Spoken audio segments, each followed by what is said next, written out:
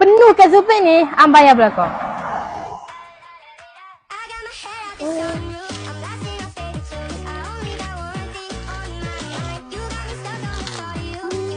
Oh, dia orang ambil barang besar-besar ni. Oh, tak tapi semua lah. Okey.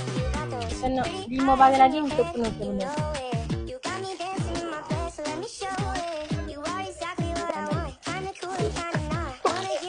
Sorry.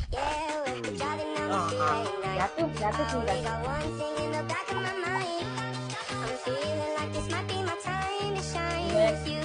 Tengok barang-barang yang dia beli.